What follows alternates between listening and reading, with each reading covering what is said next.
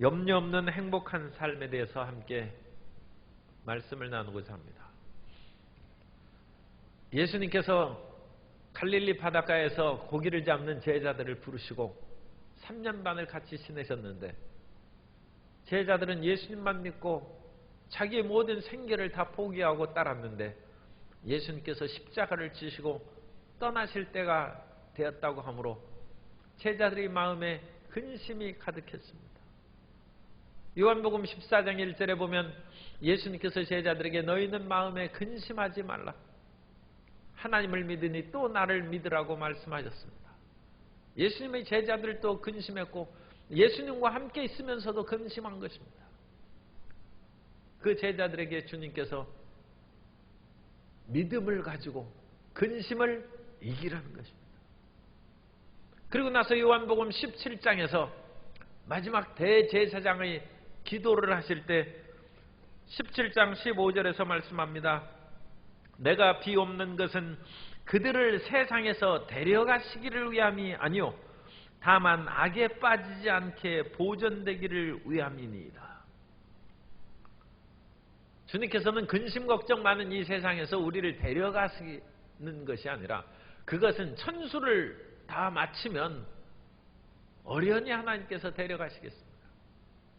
그러니까 우리는 이 땅에서 하나님의 명령을 수행하고 천수를 누리기까지는 근심 걱정 없이 살아야 될 줄로 믿습니다.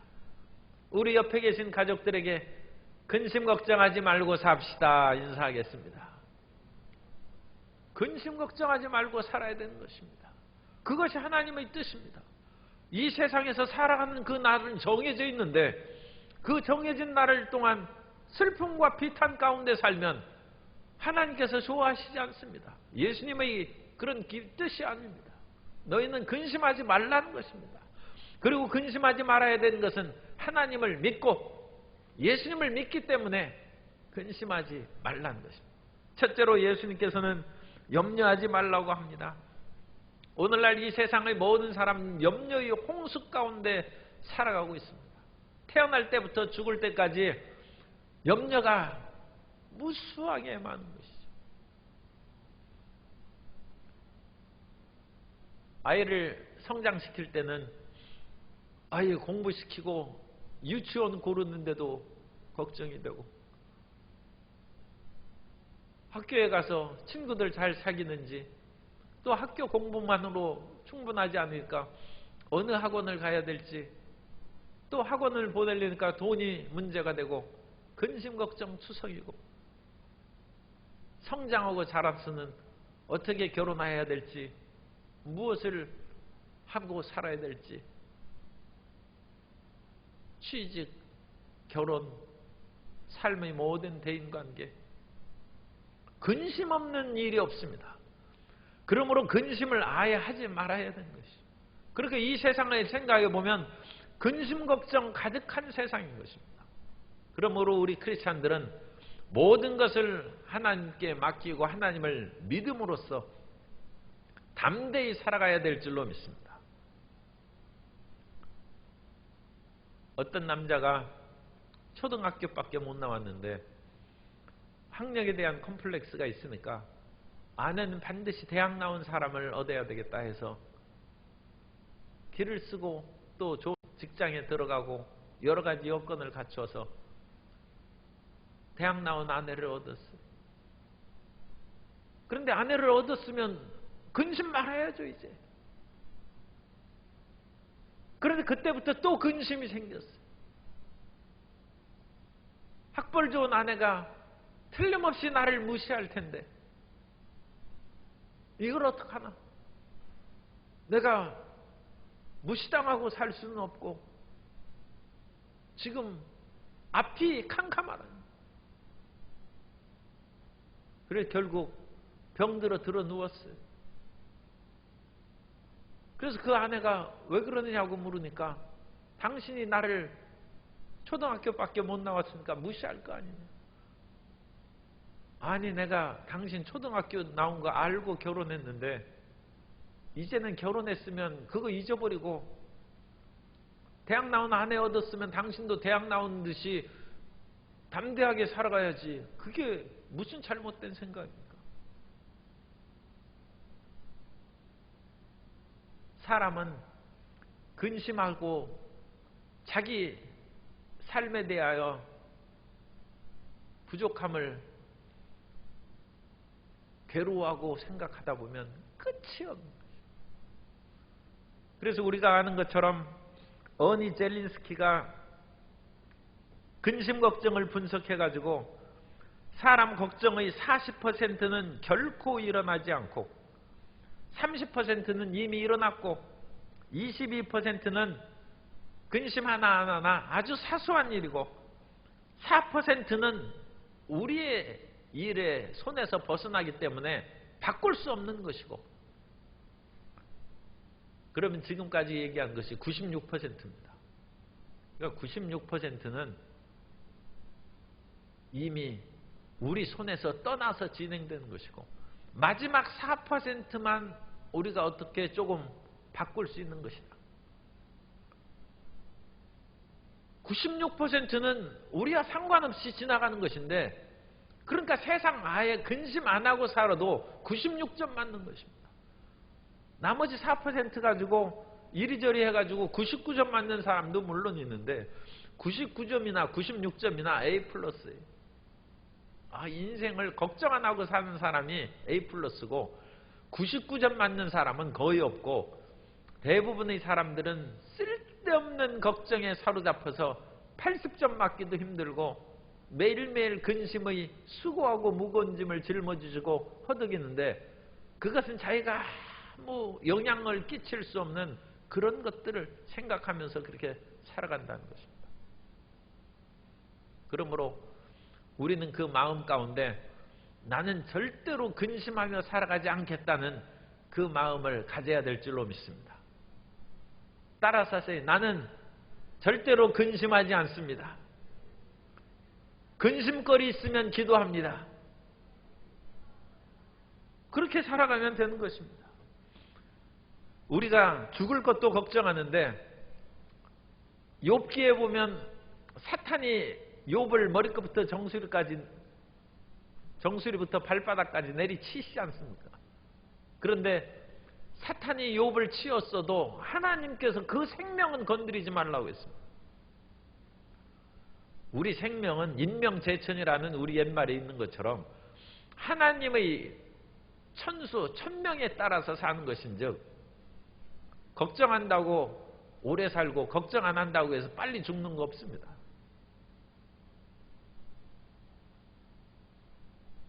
어느 분은 그렇게 너무 아파서 죽을 것 같고 중환자실에 있어도 계속 죽지 않고 살아오고 연명하는 반면에 젊디 젊은 사람도 순식간에 유명을 달리해서 생명이 끊어지는 일이 있습니다. 어찌 사람이 그것을 짐작하고 감당할 수 있겠습니까? 그럼 우리는 우리의 목숨에 대해서도 근심 걱정 없이, 코로나19로 말미암아 수없는 근심 걱정이 있지만 우리의 목숨을 하나님께서 주관하신다는 마음으로 담대히 살아가게 되시기 바랍니다. 우리가 염려한다는 단어는 헬라어로 메림나오인데, 메리조라는 단어는 나눈다는 뜻이고 나오는 누스라는 마음에서 붙은 것입니다. 마음이 나누는 것입니다. 사람이 마음이 나누어지면 힘이 없죠. 젓가락도 2개, 3개가 뭉치면 그것을 부러뜨리기가 어려운데 나눠지면 하나씩 하나씩 다 각기격파해가지고 힘이 없고 연약해지는 것입니다. 우리의 마음이 나눠지면 마귀가 와서 우리 마음을 분질러 버릴 수 있고, 세상의 여러 가지 일들이 우리 마음을 손상시킬 수가 있어요. 그런데 마음이 하나로 뭉쳐 있으면 세상의 질병도 우리 마음을 훼손하지 못하고, 사람의 심령은 능히 병을 이기거니와 심령이 상하면 누가 일으키겠느냐. 마음이 굳세면 질병도 이기고, 마음이 굳세면 세상의 의식주의, 근심 걱정도 이기고, 마음이 굳세면 추운 날에도 우리가 활기차게 살아갈 수 있고, 마음이 무너지면 이 세상의 그 어느 곳에서도 살아가기 힘든 것입니다. 그러므로 염려하는 것이 마음을 나누는 것이라는 것을 우리가 그걸 깊이 생각해야 됩니다. 그래서 염려하기 시작하면 마음이 쪼개지기 시작한대요. 쪼개지기 시작하면 도둑이 오는 것은 도둑질하고 죽이고 멸망시키는 것이라고 하는 것처럼 마귀가 와서 우리 마음을 부러뜨리고 노략질할 수 있다는 것을 우리는 기억해야 됩니다. 그러므로 어찌됐든지 염려하지 말고 굳센 마음으로 뭉쳐진 마음으로 살아가야 될 줄로 믿습니다. 우리가 기도할 때도 하나님께서 응답하시겠지. 아니야, 하나님께서 나 같은 사람을 응답하실 리가 없어. 마음이 나누어지면 이미 응답은 받지 못하는 것이라고 성경이 말씀합니다. 야고보서 1장 6절 이하에 보면 오직 믿음으로 구하고 조금도 의심하지 말라. 의심하는 자는 마치 바람에 밀려 요동하는 바닷물결 같으니 이런 사람은 무엇이든지 죽게 얻기를 생각하지 말라. 두 마음을 품어 모든 일에 정함이 없는 자로다. 사람이 한 가지를 했으면 그걸 붙잡고 끝까지 전진해야 되고, 인생의 마음을 살피시는 하나님께서 한편으로 기도하고 한편으로 의심하고 입으로는 하나님 주실 줄 믿습니다 하면서 마음으로는 주실 리가 없지. 그렇게 해서 그게 응답을 받겠습니까? 야고보서에 그러면 안 된다고 했습니다. 우리는 어찌됐든지 그러니까 기도를 직접 입으로 기도하기 전에 기도 준비를 하는 거예요. 그 기도 준비는 딴 것이 아니라 내 마음을 하나로 하나로 결정해서 그래 내가 하나님 앞에 부르짖어 기도하기 시작했으면 죽든지 살든지 나는 반드시 하나님께서 응답하실 것을 믿고 기도하자. 그렇게 처음부터 시작하는 것입니다. 처음부터 의심하고 그러면 그것은 헛고생하는 것입니다. 물론 기도를 하면서 의심이 점점 사라지고 믿음이 굳세어질 수 있습니다. 어찌됐든지 마음이 나눠지지 않고 하나님의 인자하심을 끝까지 붙잡고 전진하여 나아가는 그런 믿음의 자녀가 될 줄 믿습니다. 예수님께서는 염려 대신 믿음을 가지라고 말씀합니다. 하나님께서 공중에 나는 새들에게 먹을 것을 주신다는 것입니다. 이 새들은 가만히 앉아 있어가지고 먹을 것을 받는 것이 아니라 어디에 먹을 것이 있는지 끊임없이 날아다니면서 살피고 있는 것입니다. 끊임없이 새들이 날아가면서 부르짖어서 하나님께 식량을 달라고 기도하는 것입니다. 욥기 38장 41절에 보면 까마귀 새끼가 하나님을 향하여 부르짖으며 먹을 것이 없어서 허우적거릴 때 그것을 위하여 먹이를 마련한 이가 누구냐? 하나님께서 까마귀 부르짖음도 들으신다. 뿐만 아니라 예수님께서 말씀하신 것처럼 들의 백합화가 어떻게 자라는가 생각하여 보라. 수고도 아니하고 길쌈도 아니하느니라. 그러나 내가 너희에게 말하노니 솔로몬의 모든 영광으로도 입은 것이 이 꽃 하나만 갖지 못하였느니라.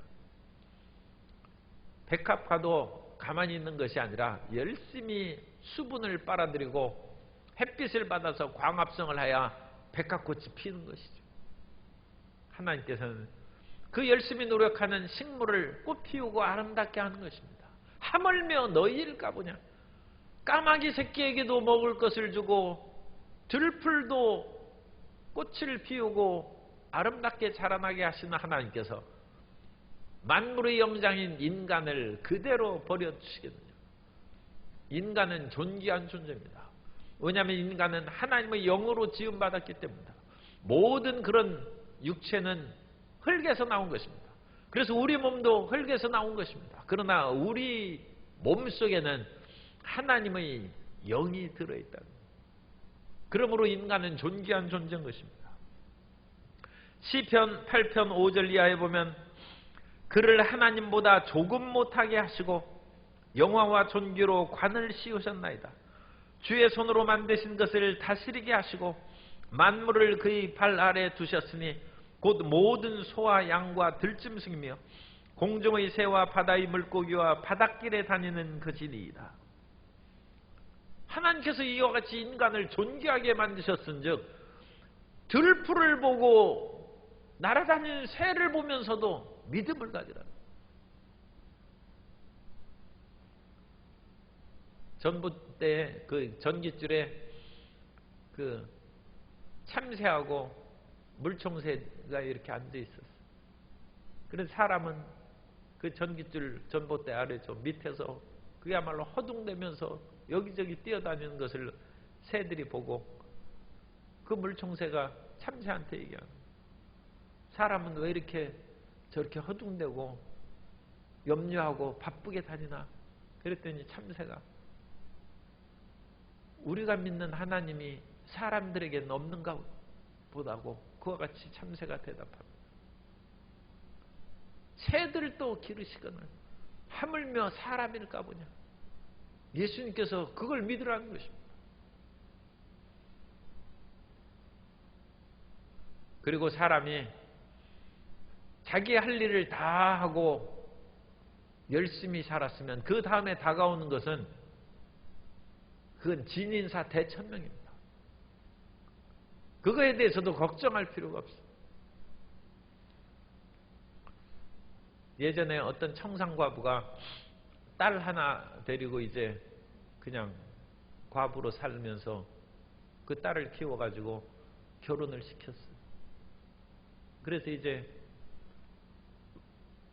청상과부고 외동딸이니까 사위하고 이제 셋이 같이 사는데, 사위가 직장이 너무 여기저기 그 출장을 다니는 그런 직장이에요. 끊임없이 지방으로 여기저기 다니면서 그렇게 사업하고 돈을 벌어오니까 아내하고 같이 있을 수도 있는 시간이 별로 없고, 또 젊은 그런 부부들이 그렇게 헤어져 있고 그러니까 이게 큰 문제가 되겠다 싶어가지고 그 친정어머니가 남편이 그렇게 출장 가고 일하러 갈 때 지방에 같이 가라고 했어요. 왜냐하면 자기가 청상과부로 살았는데 남편이 있으면서 자기 딸이 과부처럼 살아서 되겠습니까? 그러니까 나 염려하지 말고 사위 따라서 같이 일하고 같이 다니라고 했어. 그런데 그렇게 하고 얼마 지난 후에 집에 와보니까 자기 어머니가, 친정어머니가 돌아가셨어. 그것을 보고 그 외동딸이 너무 마음이 아파서 그야말로 한동안 울고 자리에 누워있다가 정신을 차리고 이제 다시 일을 하러 나가는데 이제는 몸이 고장이 생겼어요. 관절염이 생겨가지고 잘 걸을 수가 없어요. 그래 병원 가서 관절염 치료를 받고 온갖 하는데 낫지를 않아요. 백약이 무효해. 그런데 그 관절염을 그 치료하는 의사가 참 지혜로운 것이죠. 이런 병은 어떤 정신적인 문제가 다가올 때 약이 듣지 않고 치료가 되지 않으니까 우리 병원에 있는 그 정신과 의사하고 상담하라고 그래서 보냈어요. 관절염으로 오셨는데 저한테 또 오셨군요. 해가지고 도대체 무슨 일이 있는지 이것저것 얘기하다가 결국은 자기 어머니가 자기가 사업상 다니면서 혼자 집에서 임종도 못 보고 돌아가신 그 사실을 알았어요. 그러자 그 정신과 의사가 얘기해 줍니다. 만일 당신이 친정 어머니라면 딸이 자기하고 함께 있는 것을 원하겠습니까? 아니면 사위하고 같이 지방에 출장 다니고 그럴 때 같이 가는 것을 원하겠습니까? 청상과부로 당신이 그렇게 혼자 살아왔는데 그 딸이 나하고 같이 있기를 원하겠습니까? 사위하고 같이 행복하게 살기를 원하겠습니까? 당연히 내가 친정어머니라도 딸이 그와 같이 사위하고 같이 일하는 것을 원하죠. 바로 그겁니다. 너무 죄책감에 시달리지 마십시오. 당신은 할 만큼 다 했고 당신 어머니가 돌아가신 것은 천수를 다해서 돌아가신 것이니 마음을 놓으십시오. 그리고 관절염이 나왔어요. 염려 근심을 하는 것이 병을 만드는 것입니다. 사람의 많은 그런 병들이 이 정신적인 스트레스와 억압, 또 적지 않은 경우에는 영적인 죄악과 잘못된 것으로 인하여 그것이 육체에 영향을 끼치는 것입니다. 영적인 것은 우리가 주 예수님 앞에 회개하면 될 것이요, 마음에 있는 모든 것들은 진인사 대천명입니다. 내가 최선을 다하여 그것은 그 다음에는 그 모든 것을 하나님의 뜻으로 맡겨야지, 인간이 어찌 다 그 모든 것을 하겠습니까? 어찌 모든 인간이 다 부모님의 임종을 다 보겠습니까? 오늘날은 코로나19로 말미암아 부모님이 지금 돌아가신다고 해도 만날 수가 없는 그런 그 형편에 있고, 외국에서도 그 격리돼서 못 들어오는 거예요. 그러므로 최선을 다하여 사는 그 삶으로 살았으면 자기도 용서해야 되고, 그것이 특별히 뭐 용서할 만한 것은 아닙니다만 어쨌든 스스로의 죄책감과 자기에 대한 그런 정죄의식에서 벗어나서 염려하지 말라는 것입니다. 그리고 그 모든 것은 하나님께 맡기는 것입니다. 잠언서 16장 3절에 너희 행사를 야훼께 맡기라. 그리하면 내가 경영하는 것이 이루어지리라. 그래서 두 번째로 우리는 하나님께 맡기고 염려하지 말아야 돼요. 그리고 모든 것을 맡겨야 돼요. 하나님께 우리의 좋은 것도 맡기고 나쁜 것도 맡기고, 심지어 우리의 모든 죄악도 하나님 앞에 나와서 우리가 우리 죄를 자백하면 저는 미쁘시고 의로우사 우리 죄를 사하시고 모든 불의에서 우리를 깨끗하게 하신다. 이 세상에서 죄를 맡아주는 분은 하나님밖에 없어요. 그래서 우리가 주님 앞에 죄도 맡겨서 씻음을 받고, 수고하고 무거운 짐도 예수님 앞에 나와 수고하고 무거운 짐진 자들아 다 내게로 오라. 내가 너희를 쉬게 하리라. 마음속에 근심 있고 수고롭고, 그러니까 모든 것을 기도를 좀 해야 됩니다. 가지 많은 나무 바람 잘 날 없다고, 자녀가 많으면 기도를 더 많이 해야죠. 그러니까 자식이 한 명 있으면 1시간 기도하면 되고, 3명 있으면 3시간 해야죠. 그럼 세 사람 있으니까 3시간 하기 조금 뭐하면 그래도 1시간 반 해야 될 거예요. 30분씩 3사람 하면. 더 많이 근심 걱정이 더 많으니까 모든 염려를 주님께 맡겨야 합니다. 가난과 저주의심도 주님께 맡기고 하나님을 의지하면 맡아주십니다. 고린도후서 8장 9절에 보면 우리 주 예수 그리스도의 은혜를 너희가 알거니와 부여하신 이로써 너희를 위하여 가난하게 되심은 그의 가난함으로 말미암아 너희를 부유하게 하려 하심이라. 예수님께서는 우리의 가난도 맡아주시고 저주도 맡아주시고, 예수님께서 나무에 달리사 율법의 저주에서 우리를 속량하셨다고 했습니다. 그러니까 우리가 근심할 것이 없어요. 예수님이 가난도 맡아주시고 저주도 맡아주시고 수고하고 무거운 짐도 맡아주시고 죄도 맡아주셨는데, 그럼 우리가 맡을 것이 무엇이 있습니까? 오직 우리 마음 가운데는 기쁨과 평안함과 감사가 넘쳐나게 될 줄로 믿습니다. 그것이 예수님께서 우리에게 원하시는 것입니다. 그러므로 제자들에게 너희는 마음에 근심하지 말라는 것입니다. 근심거리가 있으면 나한테 맡기고 너희는 오직 내가 명령한 그 모든 것을 이루는데 몰두하고 힘을 다하여 전진하면 된다는 것입니다. 그러므로 염려 근심을 다 맡기라고 베드로전서 5장 7절에서 말씀합니다. 너희 염려를 다 주께 맡기라. 이는 그가 너희를 돌보심이라. 돌보심이라. 염려를 다 맡기면 주님께서 우리를 돌보아 주십니다. 세상 사람들하고는 아무리 친해도 근심 걱정을 계속 얘기하면 상대방이 피곤해합니다. 왜냐하면 근심 걱정의 그 모든 정신적인 어느 면으로는 노폐물이죠. 그리고 삶의 그런 독극물과 쓰레기입니다. 사람은 그것을 처리할 길이 없어요. 처리할 길. 그래서 한두 번은 들어주죠. 그런데 계속하면 상대방이 그걸 감당을 못합니다. 그러면 어떡합니까?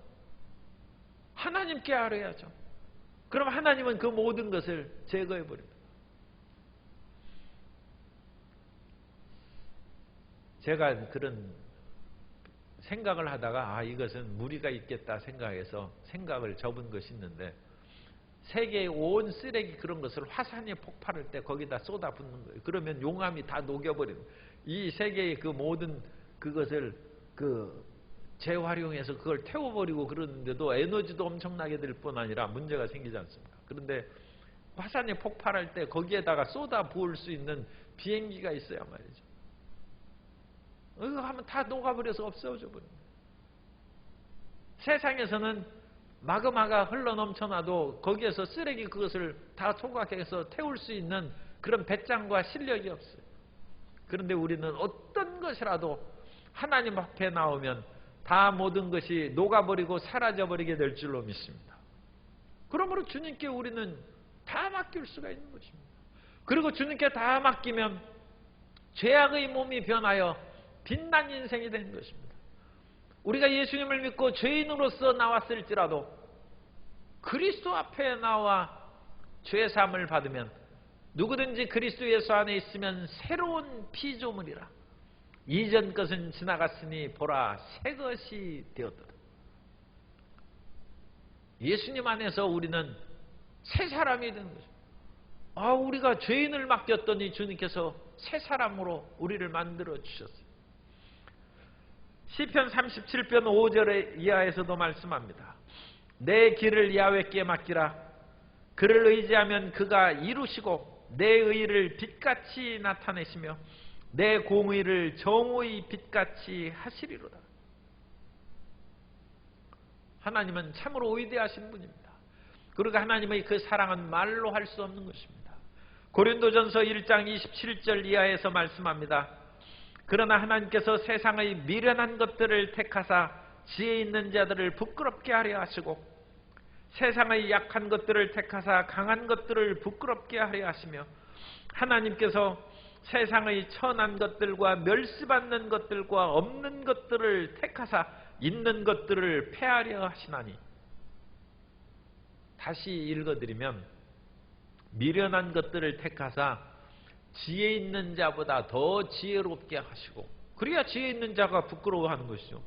세상의 약한 것들을 택하사 강한 것들보다 더 강하게 만들어 주시고 하나님께서 세상의 천하고 멸시받는 것들 없는 것들을 택하사 있는 자들보다 더 풍요롭게 해 주신다는 것입니다. 하나님께서 어떤 천하고 없고 멸시받고 지혜가 부족하고 약한 몸일지라도 주님 앞에 맡기시기 바랍니다. 그러면 하나님께서 변화시키고 근심 걱정을 사라지게 주시는 것입니다. 위대하신 하나님을 우리가 예수 그리스도로 말미암아 알게 된 것을 감사하고 수고하고 무거운 짐에서 벗어나게 되시기를 바랍니다. 그러므로 로마서 12장 1절에서는 우리의 전 인생을 맡기는 것이 좋다는 것입니다. 그러므로 형제들아 내가 하나님의 모든 자비하심으로 너희를 권하노니 너희 몸을 하나님이 기뻐하시는 거룩한 산 제물로 드리라. 이는 너희가 드릴 영적 예배니라. 2021년도에 우리의 승리 길이 바로 이 말씀에 있습니다. 이제까지 하나님께 우리 많은 것을 맡겨왔지만 2021년도에는 전적으로 맡기시기 바랍니다. 그러면 전적으로 빛난 영혼으로 변화시켜 주실 것입니다. 그러면 어떻게 맡깁니까? 그 하나님께 맡기는 방법은 기도와 감사로 맡기는 것입니다. 그래서 하나님께 맡기는 그런 길은 기도는 좀 해야 돼요. 기도도 안 하고 그냥 하나님 맡겼습니다. 그러면 그게 철저한 믿음이 있으면 하나님께서 맡아주시겠지만 인간은 워낙 연약하고 변덕스러워서 제대로 맡겼는지 확인할 수 없어요. 우리는 불태전의 기도로 맡겨야 됩니다. 예수님께서는 기도를 쉽다고 가르치진 않았습니다.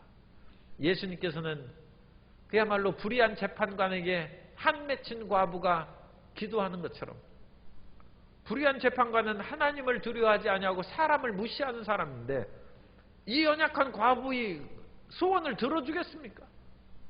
그런데 이 과부가 얼마나 재판관을 찾아갔는지 내가 번거로워서 못 살겠다 하면서 과부를 그 소원을 원한을 풀어줬다는 것입니다.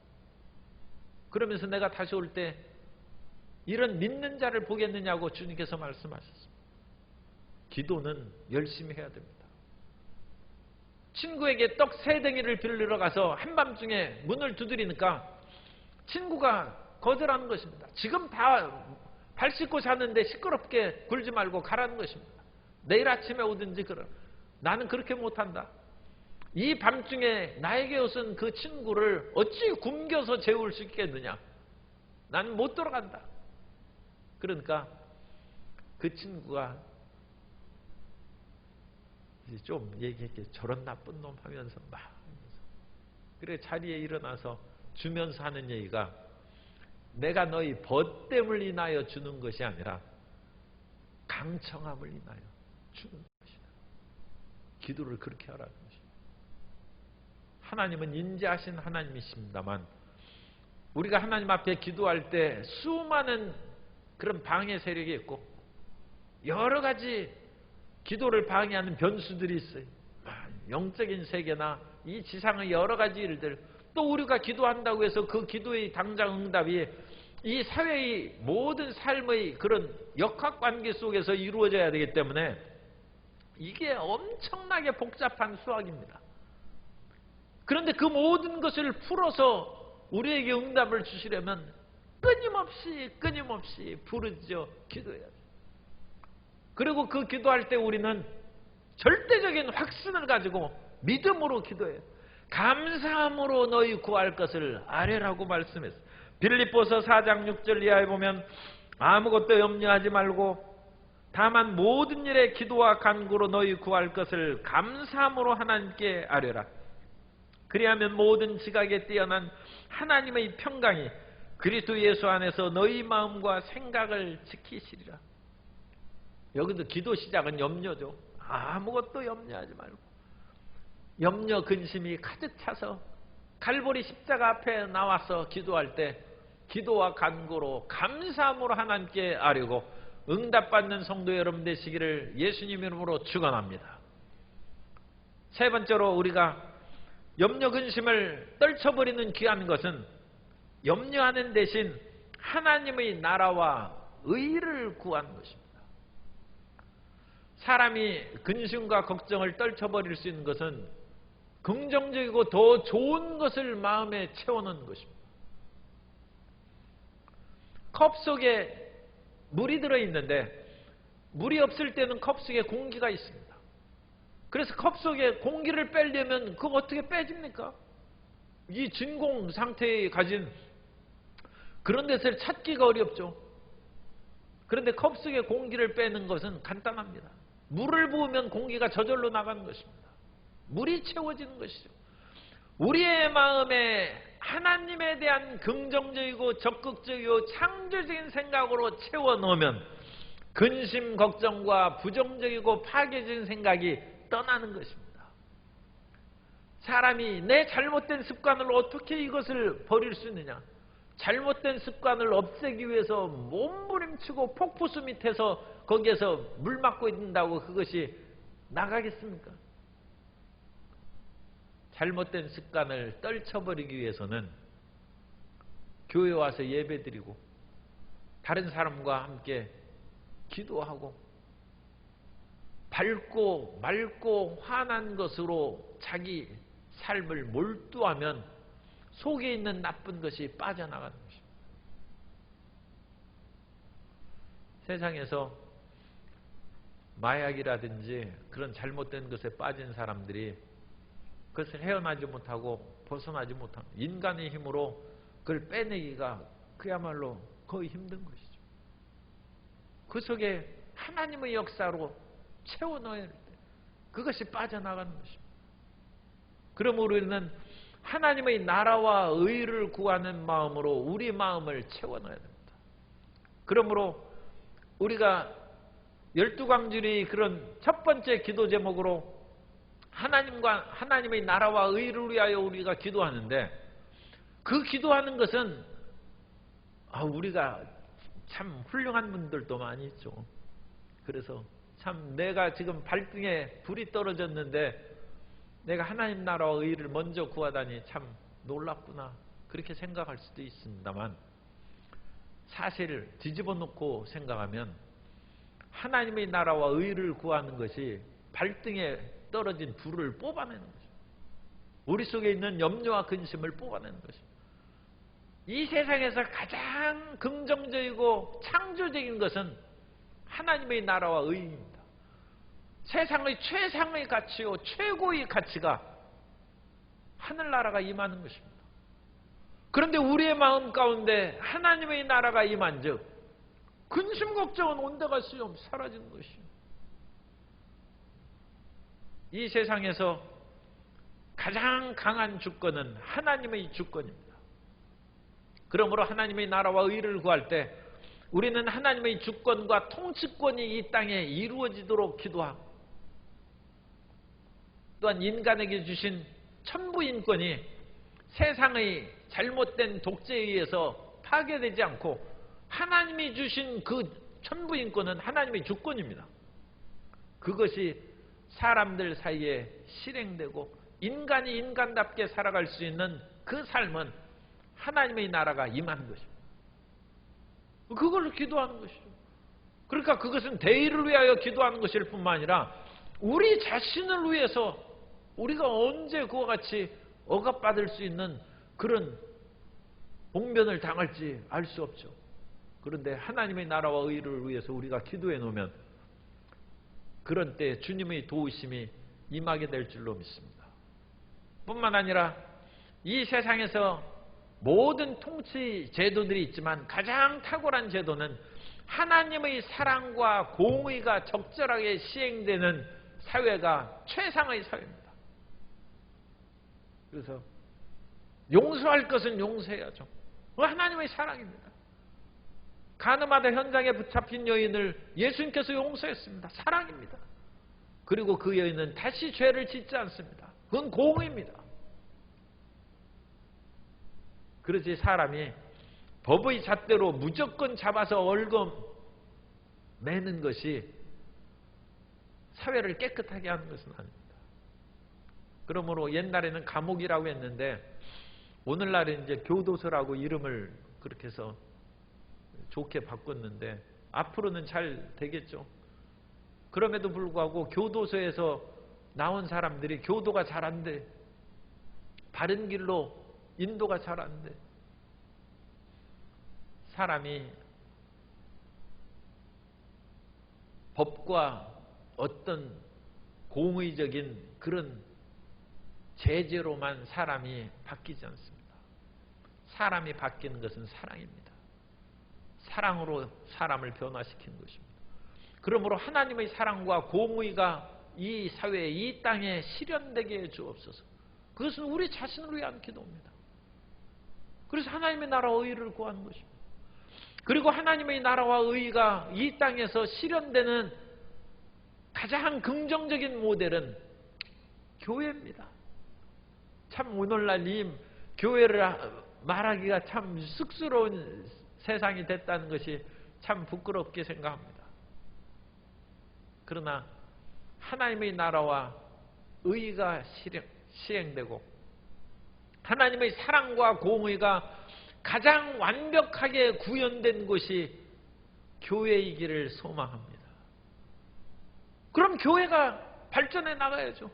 그래서 교회가 세워지는 곳마다 도둑이 사라지고 경찰서가 문을 닫고 평화의 세계가 이루어지고 하나님의 나라가 건설되는 것이죠.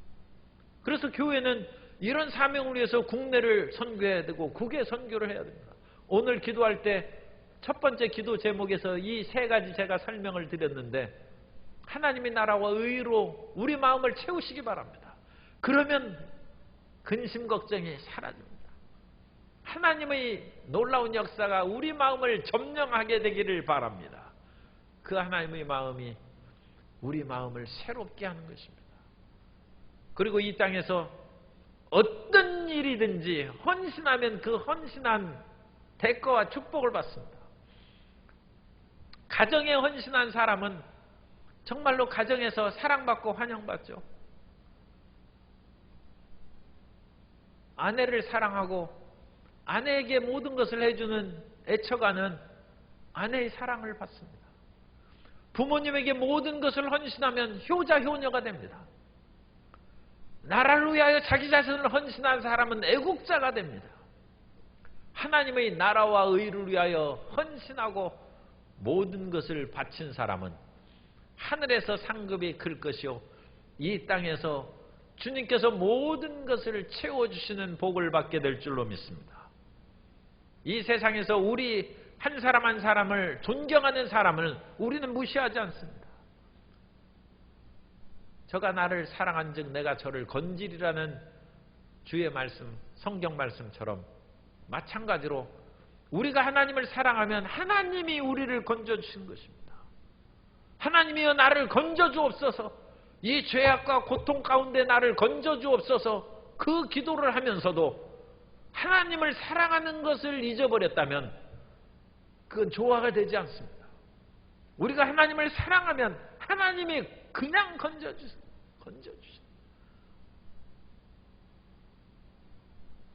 애국자의 그 국가에서 훈장을 내리고 효자, 효녀에게 부모님이 상을 내리는 것처럼 하나님을 사랑하는 자를 하나님께서 복을 주십니다. 사무엘상 2장 30절을 제가 읽어드리고 마치려고 합니다. 그러므로 하나님의 이스라엘의 하나님 나 야훼가 말하노라. 내가 전에 내 집과 내 조상의 집이 내 앞에서 영원히 행하리라 하였으나 이제 나 야훼가 말하노니 결단코 그렇게 하지 아니하리라. 나를 존중히 여기는 자를 내가 존중히 여기고 나를 멸시하는 자를 내가 경멸하리라. 엘리 제사장의 집에 대해서 하는 말씀입니다. 이전에는 제사장의 이 집을 영원히 세운다고 했는데 엘리 두 아들 홈니와 비느하스가 하나님을 만홀히 여겼어요. 하나님을 멸시했어요. 하나님 전에 고기를 먼저 빼먹고 부정한 짓을 했어요. 하나님이 진노하셨습니다. 내가 너희 집을 이제 결단코 영원히 세워주지 않겠다. 그것은 나를 존중히 여기는 자를 내가 존중히 여기고 나를 멸시하는 자는 나도 경멸할 것이기 때문이다. 하나님의 나라와 의를 구하는 것은 우리가 사는 길입니다. 하나님의 나라와 의를 구하는 것은 우리가 하나님 앞에 존중받는 길입니다. 하나님이 이렇게 하시고자 원한다. 그 말을 듣고서도 그걸 귓등으로 흘려버리고 무슨 복을 받습니까? 아니 이 세상에서 부모나 회사 사장이 얘기하는 것을 들으면 착한 자녀가 되고 훌륭한 직원이 됐는데 하나님이 원하시는 그 일이 이것이라고 말을 들었으면 그것을 준행하면 하나님이 기뻐하시죠. 그것을 준행하는 것이 하나님을 존중하는 것이고 하나님을 존중하는 자는 하나님께서 내가 그를 존중히 여긴다. 그 위대한 축복과 은혜가 2021년도에 우리 모든 성도님의 삶 가운데 임하게 되시기를 예수님 이름으로 축원합니다.